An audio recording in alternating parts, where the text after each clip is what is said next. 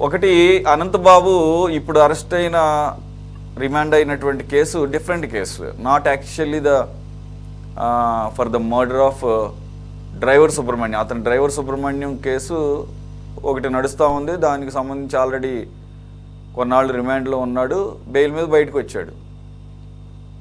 అయితే దీంట్లో ఆయన భార్య కూడా ఏటుగా ఉంది అని ఆవిడ పాత్రని ఎస్టాబ్లిష్ చేయడానికి అన్ని వైపుల నుంచి దారులు మూసుకుపోవడంతో ఇతను సాక్షులను బెదిరించే కార్యక్రమం చేపట్టాడు అని సాక్షులు కూడా బయటకు వచ్చి చెప్పారు. అయితే ప్రలోభ పెట్టడం, లేదంటే చంపేస్తానని బెదిరించడం. ఇతను ఆ ఏరియాలో, ఆ మన్యం ఏరియాలో, గిరిజన ఏరియాల్లో ఒక డాన్ లాగా వెలుగొందుతున్నాడని చెప్పేసి చెప్తున్నారు. ఎప్పుడైతే ఇది వెలుగులోకి వచ్చిందో, అంతకుముందు వరకు ఈ పేరుతో ఒక ఎమ్మెల్సీ ఉన్నాడని కానీ, అతను చూడటానికి ఇలా చాలా చిన్న వయసులో ఉంటాడని కానీ మనకెవరికి తెలియదు. మేబీ ఏమన్నా వైసీపీ వాళ్ళకి ఏమన్నా క్లోజ్గా వాళ్ళకి పార్టీలో ఉన్నాడు కాబట్టి వాళ్ళకని తెలిసాము. బాహ్య ప్రపంచానికి మాత్రం ఇతన్ని పెద్దల సభకు పంపించారా, ఇతను పెద్దల సభలో ఉన్నాడా అని ఆశ్చర్యపోయాము. ఎప్పుడైతే అతని డ్రైవర్ సుబ్రహ్మణ్యాన్ని ఇతను హత్య చేసి బాడీని డోర్ డెలివరీ చేశాడని అప్పట్లో సంచలనం సృష్టించినటువంటి కేసు విన్నప్పుడు, ఇది అతని గురించి, అతని కేసుకు సంబంధించిన పుట్టు పూర్వోత్తరాలు, ఇంకా చాలా అతను అక్కడ ఇన్ఫ్లుయెన్షియల్ పర్సన్ అని, చాలా నోటోరియస్గా కూడా ఉంటాడని,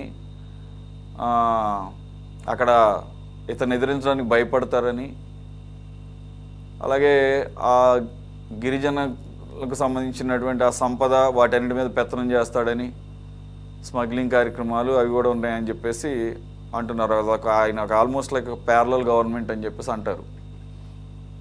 నేను ఇతని కేసు వెలుగులోకి వచ్చినప్పుడు, అప్పుడు మనం డిబేట్లు చేసినప్పుడు ఇతని గురించి వివరాలు వచ్చినప్పుడు ఈయన ఫాదర్ కూడా కొద్దిగా దాదాపుగా అటువంటి లక్షణాలే ఉంటే అప్పట్లో నక్సలైట్లు చంపేశారని విన్నాను, నేను చదివాను వార్తా కథనాల్లో.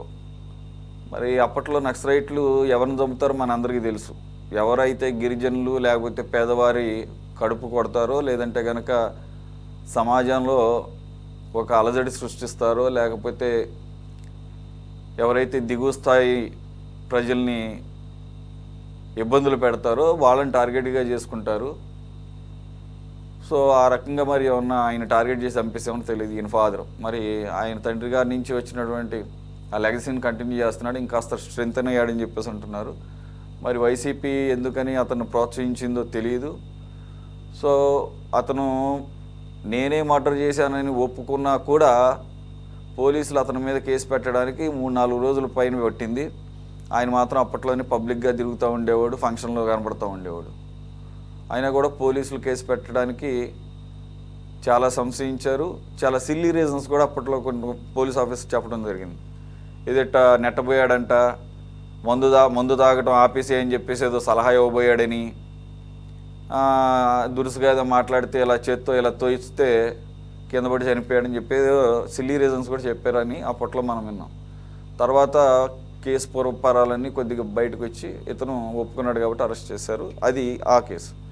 ఇప్పుడు ఈ కేసుకు వచ్చేసరికి వారి వైఫ్ యొక్క పాత్ర కూడా క్లియర్గా ఎస్టాబ్లిష్ అవ్వటం, సీసీటీవీ ఫుటేజ్ బయటకు రావటం, అలాగే ఆవిడ ఆ టైంలో నేను మర్డర్ జరిగిన ప్లేస్లో లేను, మా బంధువులు ఎవరో హాస్పిటల్లో ఉంటే అక్కడికి వెళ్ళాను అని అంటే హాస్పిటల్ సీసీటీవీ ఫుటేజ్ కూడా తీస్తే ఆవిడ అక్కడ రాలేదని, కానీ ఈవిడ అపార్ట్మెంట్లో ఈ భార్యాభర్తలు ఇద్దరు కూడా రాత్రంతా కూడా అర్ధరాత్రి నుంచి తెల్లవారుజాము వరకు ఒక 3-4 తడవలుగా తిరుగుతూ ఉన్నారని, బట్టలు మార్చుకుంటా కూడా, అంటే వాళ్ళ అపార్ట్మెంట్లోకి వెళ్ళి ఫ్లాట్లోకి వేరే బట్టలతో అంటే బట్టలు మార్చుకుని రావటం ఇవన్నీ కూడా జరిగినాయి. అలాగే ఎదురుగున్న అపార్ట్మెంట్లో ఒక కింద ఉన్నటువంటి వాచ్మెన్ వాళ్ళ ఇంట్లోకి వెళ్ళి మంచి గట్టిగా ఉన్న దుడ్డు కర్ర ఒకటి కావాలని చెప్పేసి ఆవిడ అడిగిందని, అట్లాంటిది ఏమీ లేదంటే వాళ్ళ మీద కోప్పడిందని, మొత్తానికి వాళ్ళే మరి ఆవిడ కూడా హత్య జరిగిన ప్రదేశంలో ఆవిడ కూడా ఉందనటానికి ఇవన్నీ కూడా సర్కమ్స్టాన్షియల్ ఎవిడెన్స్ని బయటపెట్టి ఆవిడ మీద కూడా కేసు పెట్టారు A2. సో ఈ పరిస్థితుల్లో ఆయన సాక్షులను బెదిరించాడు అన్న క్రమంలో ఇప్పుడు పోలీసులు మళ్ళీ అరెస్ట్ చేశారు, రిమాండ్లో ఉంచారు. మరి ఈయన వయసులో చిన్నోడే, చూడటానికి హెల్దీగానే కనపడుతున్నాడు. మరి ఇప్పటివరకు లేనటువంటి రోగాలన్నీ ఏదో చెప్తున్నాడంట. గ్యాస్ట్రిక్ సమస్య అని చెబుతున్నాడు. గ్యాస్ట్రిక్ సమస్య అనేది రోగం కాదు కదా ఇది. మరి దానికి ఏమైనా మరి తెలియదు, కోర్టు అటువంటి వాటిని కన్సిడర్ చేస్తేమో. లేకపోతే వెన్ను నొప్పి అని చెప్పేసి అంటున్నాడంట. ఓకే, వెన్ను నొప్పి అనేది నిజంగానే ఆలోచించాల్సిందే, కానీ దానికి సంబంధించి ఇతని హెల్త్ హిస్టరీని బయటికి తీస్తారని నాకు తెలిసినంతవరకు ఖచ్చితంగా. సార్, మీకున్న నాలెడ్జ్ వరకు ఈ రకంగా గొంతెమ్మ కోరికలు కోరడం ఈ మధ్యకాలంలో ఎక్కువైపోయింది. స్పెషల్ ఫెసిలిటీస్, బాగా సుఖపడినటువంటి జీవితాలు కదా గత ప్రభుత్వంలో, కాబట్టి అంతా మనోళ్లే కదా అని చెప్పేసి అప్పట్లో జైల్లో బాగానే సపరేలు చేశారట. మరి అధికారులు కూడా ఆ రకంగా జీ హుజూర్ అన్నట్టున్నారు. మరి ఇప్పుడున్నటువంటి ప్రభుత్వ హయాంలో జనరల్గా న్యాయస్థానాలు ఇటువంటి సిల్లీ రీజన్స్ని యాక్సెప్ట్ చేస్తాయా? ఎందుకంటే మనం గతంలో చూసాం, మిథున్ రెడ్డి గారు ఎంపీ, ఆయన అడిగినటువంటి ఫెసిలిటీస్ మరి మీ ఎక్స్పీరియన్స్లో ఎప్పుడన్నా మీరు విన్నారో లేదో తెలియదు. 40 సంవత్సరాలు మీ జర్నలిస్టిక్ ఎక్స్పీరియన్స్లో ఆఖరికి జైల్లో ఉన్నప్పుడు అసిస్టెంట్ని కూడా అడుగుతారంటారు సార్, నాకు తెలియదు. అసిస్టెంట్ని కూడా అడిగాడంట ఆయన అప్పట్లో మిథున్ రెడ్డి గారు. చెప్పాల్సింది వీళ్ళందరి గురించి కొంత చెప్పాలి, చెప్పకపోతే ప్రజలకి ఇవన్నీ తెలియాలిగా. ఇక అవన్నీ మిగతావన్నీ తెలిసిందే కదా సార్. ఆయన యోగా చేసుకోవడానికి మ్యాట్లు, లేకపోతే ఎక్సర్సైజులు చేసుకోవడానికి, మళ్ళీ అదంతా అలసిపోయిన తర్వాత కాస్త కండలు పెరగడానికి ప్రోటీన్ పౌడర్లు అడిగాడంట. ఏసీలు, మరి ఇంకేమేమి ప్రొవైడ్ చేశారో తెలీదు. అసిస్టెంట్ మాత్రం మేము ప్రొవైడ్ చేయలేమని చెప్పేసి చెప్పారంట అప్పట్లో మిథున్ రెడ్డి, ఆయన ఎంపీగా. ఈ మహానుభావుడు ఎమ్మెల్సీ పెద్దల సభలో ఉన్నటువంటి ఈ కుర్రోడు, పెద్దల సభలో ఉన్న ఈ కుర్రోడు డోర్ డెలివరీ చేసిన దానికి, బెదిరించిన దానికి ఇప్పుడు తనకి ఇబ్బందిగా ఉందని చెప్పేసి ఫెసిలిటీస్ అడుగుతున్నారంట సార్. మరి జనరల్గా న్యాయస్థానాలు మీకున్నటువంటి అవగాహన మేరకు ఎటువంటి వాటిని కన్సిడర్ చేస్తాయి, unless if it's a serious health concern sir? ఇప్పుడు ఈ కాలంలో అవినీతి ఎక్కువ పోయినప్పుడు డాక్టర్ల దగ్గర నుంచి సర్టిఫికేట్లు కానీ, జైలు సూపరింటెండెంట్ నుంచి ఏ సౌకర్యాలు కావాలంటే ఆ సౌకర్యాలు కానీ ఏర్పాటు చేసుకోవడం అనేది పెద్ద విషయంగా ఏమి ఇక్కడ లేదు. అంత పెద్ద అవినీతి నడుస్తున్నది ఇక్కడ. ఎవరి స్వార్థం వాళ్ళది. మీరు నమ్మరు. ఇప్పుడంటే సోషల్ మీడియా వచ్చింది, తర్వాత ఎక్కడ పడితే అక్కడ సీసీ కెమెరాలు ఉన్నాయి, మొబైల్ ఫోన్స్ ఉన్నాయి, అన్నీ ఉన్నాయి. ఎవరైనా ఏదైనా రికార్డ్స్ అవకాశం ఉంటుంది అని భయం ఉంటుంది. ఒకప్పుడు ఏమీ లేవు కదా. ఏమీ లేనప్పుడు ఒక ఫ్యాక్షనిస్ట్ మా కడప జిల్లాలో మర్డర్ కేసులో అరెస్ట్ అయితే అతన్ని జైలు నుంచి రాత్రిపూట రోజు ఇంటికి పంపించేవాళ్ళు. రోజు, ఒక రోజు అని కాదు, సాయంత్రం అయితేనే వెళ్ళిపోయి మళ్ళీ పొద్దున వస్తాడు. అది చాలా రోజుల తర్వాత బయటపడి తర్వాత దాని మీద పెద్ద విచారణ జరిగితే అది ప్రూవ్ కావడం కష్టం. ఎందుకంటే జైల్లో ఉన్నటువంటి సూపరింటెండెంట్లు కానీ, అక్కడ పనిచేసే సిబ్బంది కానీ అంతరంగ విషయాలు బయటికి చెప్పాలి. రెండోది ఏంటంటే తెలిసే అవకాశం కూడా ఉండదు. ఏం చేస్తాడు, ఇతను ఇంకో చోటు షిఫ్ట్ చేస్తాను అంటాడు రాత్రి, ఏమన్నా పక్క ఇంకో చోటుకి పోయాడేమో అనుకుంటాడు. దానిలో ఉన్నటువంటి ముగ్గురు వెళ్ళిపోయింటాడు. మళ్ళీ పొద్దున అక్కడి నుంచి మళ్ళీ ఎక్కువ షిఫ్ట్ చేసినామంటారు. ఇలా మేనేజ్ చేసి తర్వాత ఎక్స్పైర్లో అతను సస్పెండ్ అయ్యాడు. అలాగే ఏం చేస్తారు, ఒకరి బదులు ఇంకొకరిని పెడతారు జైల్లో. మీకు నమ్మరు. ఒక మేజిస్ట్రేట్ తల పట్టుకున్నాడు నా ముందర, ఇంత దారుణాలు చేస్తారా పోలీసులని. ఒకడు దొరికాడు దోపిడీ చేసిన వాడు. ఆ దోపిడీ చేసిన వారి దగ్గర డబ్బులు తీసుకొని వారిని పంపించేసి, ఎవడో ఇంకొకడు అనామకుడు, వాడికి ఎవరు లేరు అనేటువంటి తెలుసుకొని వాడిని తీసుకెళ్లి ఆ దోపిడీ వీడే చేశాడని చెప్పి మేజిస్ట్రేట్ దగ్గర ప్రొడ్యూస్ చేశాడు. ప్రొడ్యూస్ చేస్తే వాడిని రిమాండ్కి పంపాడు. మరి ఏం చెప్పాలి చెప్పండి. వాడు పాపం శిక్ష అనుభవించాడు. ఆడేమో వెళ్ళిపోయాడు దోపిడీ. ఇలా పోలీసులు అనుకుంటే తమ్మిని బిమ్మిని చేస్తారు, జైలు సూపరింటెండెంట్ అనుకుంటే ఏమైనా సరఫరా చేస్తారు. దాంట్లో ఏమి సందేహించాల్సిన పని లేదు. ఇంకా నేను చాలా ఘోరాలు ఉన్నాయి, చెప్పదలుచుకోలేదు. ఎన్నేం చెప్పాలి, ఎన్నేం చెప్తాము దారుణంగా. ఇక్కడ ఇప్పుడు తాజాగా చెప్తాను, ఒక పెద్ద కుంభకోణంలో ఇరుక్కుపోయి ఈడీ అరెస్ట్ చేసినటువంటి ఒక పారిశ్రామికవేత్త ఇక్కడ హైదరాబాదు సజ్జలగూడ జైల్లో ఉన్నాడు.